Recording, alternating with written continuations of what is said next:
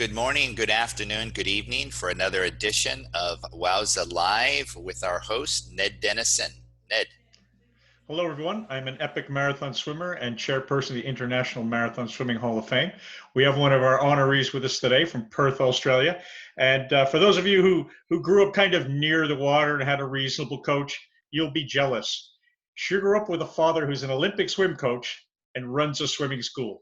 So Tamara, tell us a little bit about growing up in that high performance environment. It was definitely different. I mean, I'm also one of 8, so I grew up in a large family as well. So pretty much, I'm the baby of 8. So 7 siblings.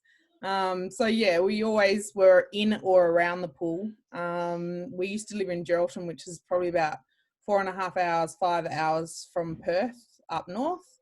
So we had a swim school. We ran the canteen. We pretty much ran the pool. So it was definitely a different environment. Country swimming, and then moving to Perth, where it got a bit more competitive, I guess, being a part of the city area.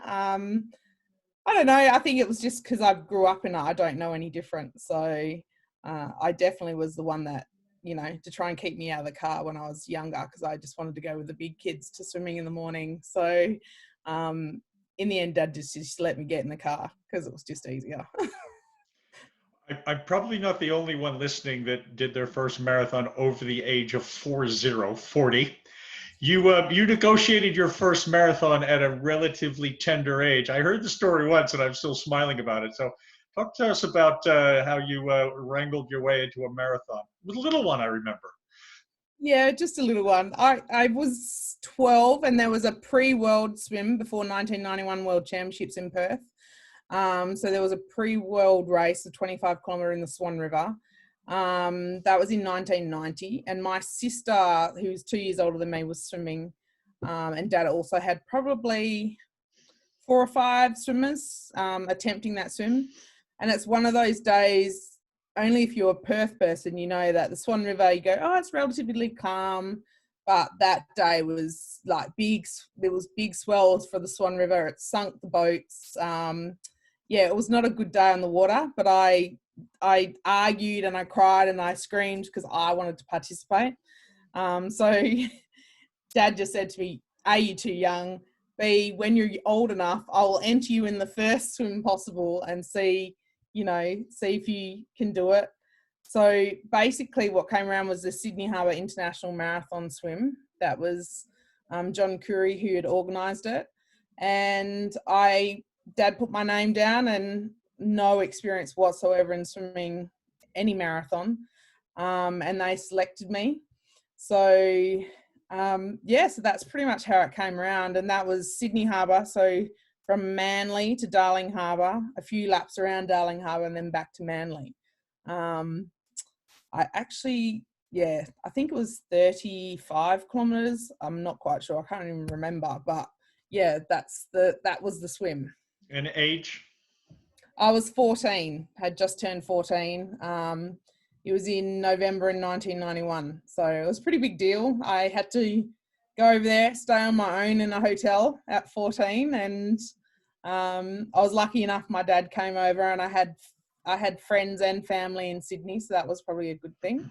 So Dad still got to go on the boat with me, which is good. He's always been on the boat with me. So.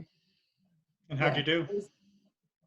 I was 5th female overall. I was 11th overall, and quite a few people didn't finish. It was quite rough coming back through the Manly heads of Sydney, which is quite notorious for being quite wavy.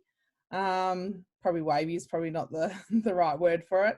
Let's just say I was pulling and there was no water underneath me. So there was some pretty good swell going past the heads to finish. So I did really well.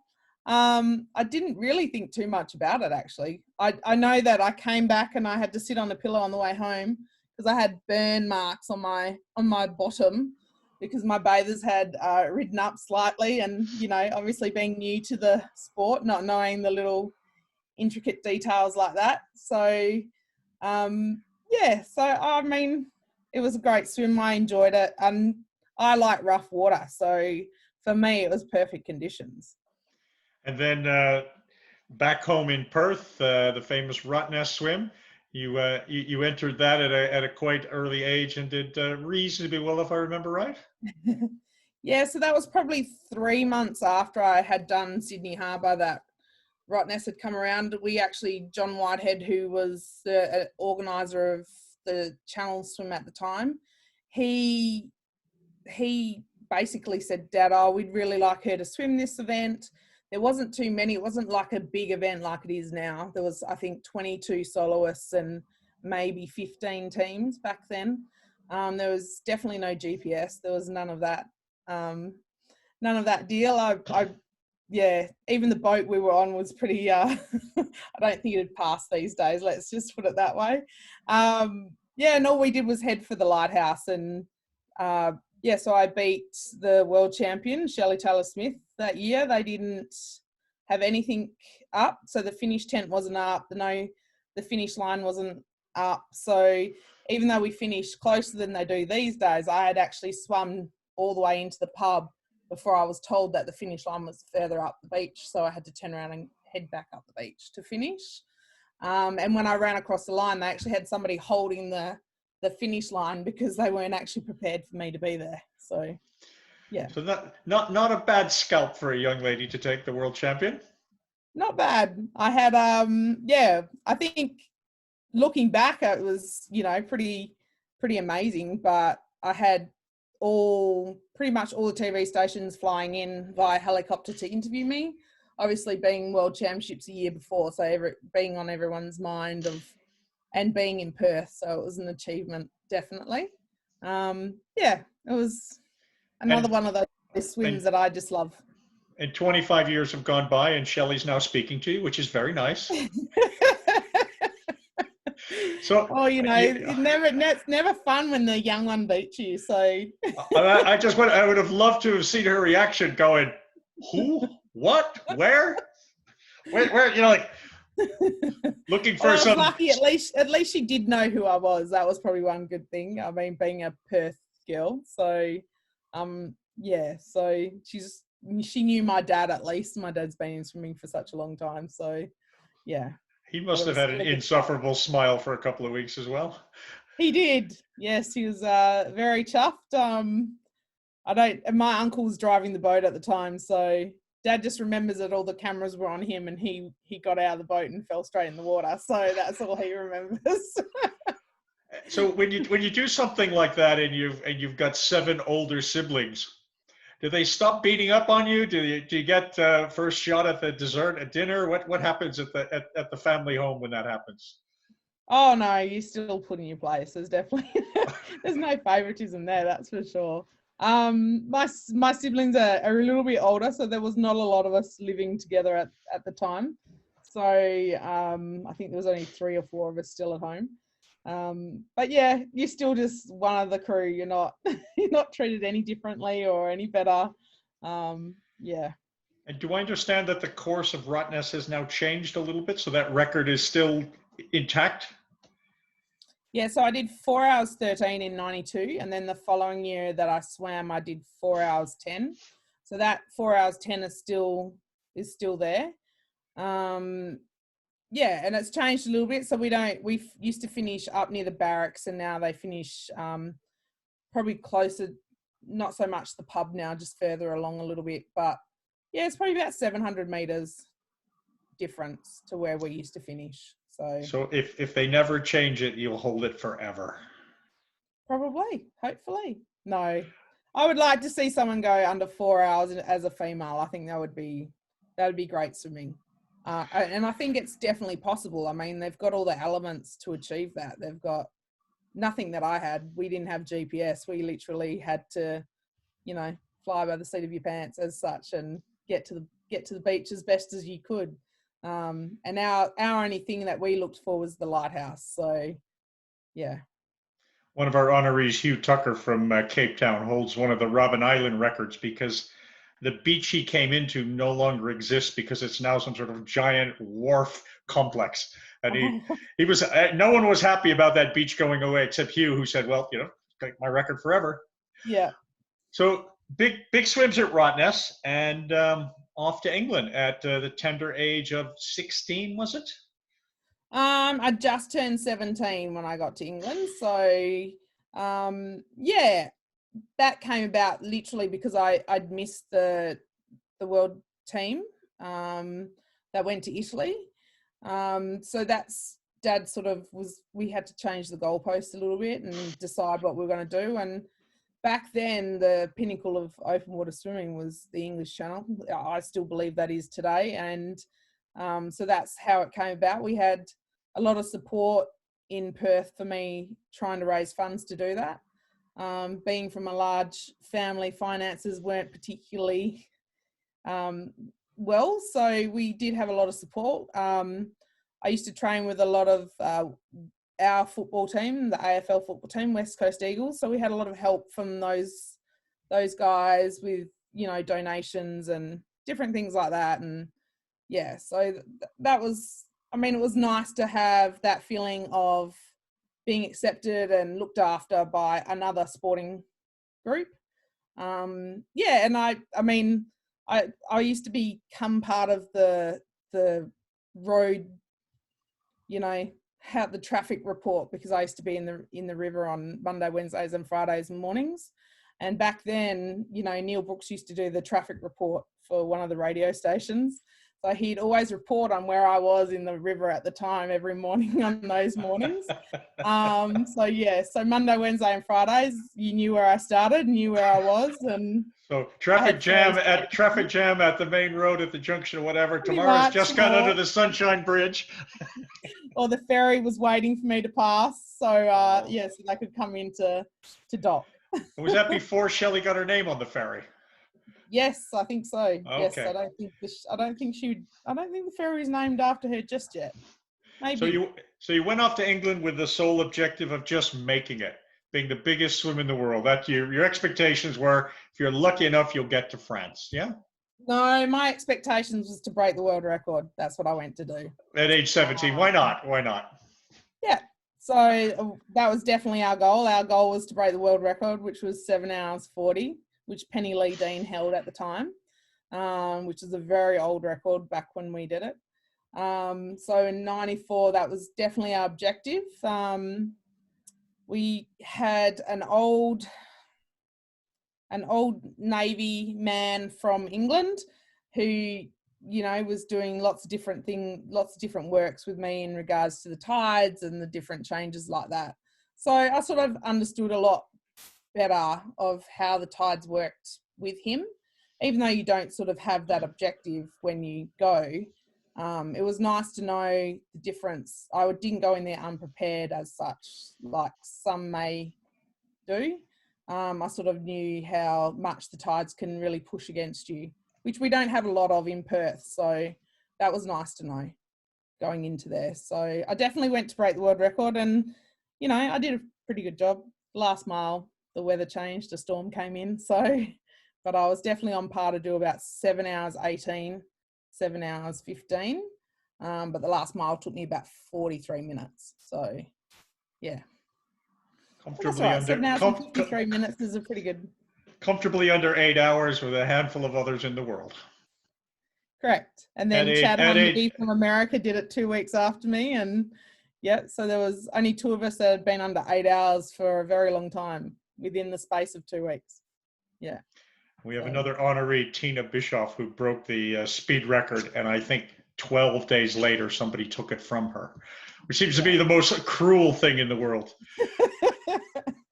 You did a swim in a shark cage in Magnetic Island. And for casual followers of the sport, they'll see that shark cages, they were designed so you could basically just lay there and it would drag you along and there'd be the huge draft. And then I read other people go, I broke 6 fingers, I broke 12 toes. What was your experience of swimming in this shark cage? I have to say, Ned, that the worst experience of my life. I hated it. And I refused to go back to do it again because I hated the shark cage so much. I know halfway through the swim, my dad had asked if I could get out and swim without the shark cage, because literally the shark cage was for blue bottles and not just sharks. It was for the stingers that are quite rife up there. And it's only 8 kilometers. So Dad was like, can she get out? And they were like, no, you have to swim in the cage. So yeah, the boat was either too fast or too slow. And it was just, yeah, definitely not a fun event for me whatsoever. I hated the shark cage. So when people say shark cage swimming is assisted, you would beg to differ. I definitely would beg to differ. I don't know how it could assist you unless you literally are putting your feet at the back of the cage and swimming with your arms. But even then, it wouldn't be fun. No. Tell us about your international career now. Well, I started quite young. So obviously at 14, I started marathon swimming. And then I started marathon swimming literally because I loved surf lifesaving. And I really thrived in big swell, and you know, I like to tough it out, I guess. That's probably where I sort of started that from. I made the Australian team in 92, but I was too young to go to World Championships because it was in Canada. So the water temperature was too low for what they said for a 14-year-old. So I went to a training camp in Colorado Springs with the at the Olympic Training Center there with the US team. So, and we did a 15-kilometer swim in Colorado Springs in a lake up there. Met some friends that I'm still in contact to this day, which is nice, especially as a 14-year-old. Chris Gesden was my team manager at the time, and my dad was lucky enough to be coach on that team. So, yeah, it was definitely an experience to stay and live at the facility of the Olympic Training Center, and being 92, like an Olympic year. And yeah, so it was nice. I saw handball for the first time at the Olympic Training Center, which was definitely fun to watch. I'd never ever seen that. It was so fast paced, and yeah, got to meet a lot of different people, and yeah, it was definitely an experience. 95, I made the Atlanta Pan Pac team, which was a great swim for me. Not because I was well and I swam well, but because I thought that was my toughest swim. I had, in your terms, 101 temperature when I went into the water. I was very sick. My boat broke down a lot. My dad wasn't hardly ever with me. But we won team gold that year. So, and if I didn't swim, we wouldn't have been eligible. So even though I didn't have a great swim for myself, team-wise, I think I toughed it out enough to help the team. So, yeah. So I haven't done a huge amount of swims around the world, but I've done what I consider my main swims, the English Channel, and I've done Rottnest 10 times, and yeah, I've done a few teams and different things around. So yeah, I've always enjoyed my time as a marathon swimmer. You were selected to the International Marathon Swimming Hall of Fame, and your escort was your young son. Tell us what that meant to you. Did your son kind of look at you differently for at least 5 minutes after that induction? Well, I was very lucky to have Bay with me. We had struggled to get his passport prior to that, so it was quite nice to actually get that and get him on the plane with me. My mum and dad were unfortunate not to be able to come. My dad was quite ill at the time, so that was quite sad for me because he'd been, I think, involved in every step of my marathon career, and obviously my swimming career, but everything that I'd ever done, he's always been on the boat with me. So unfortunately he wasn't there, but to have my son there, who probably didn't really know much at all about my swimming, other than the fact that, you know, his pop and his mum coach swimming or teach swimming, he doesn't really know in regards to what his pop's achieved and what his mum's achieved. So I think listening to my achievements, and, you know, I had 2 friends there that from Perth that now live in England. So that was nice to have Storm and Jenny there.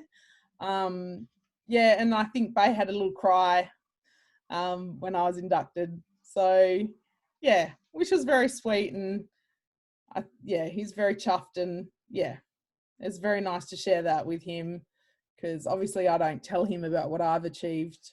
But yeah, it was nice to, nice to share that with him. This past year, we were in Melbourne for the induction ceremony, and you gave the opening address, and you did something which I hadn't seen before, a practice in Australia. Tell us about that and what it means, and then what it means to you.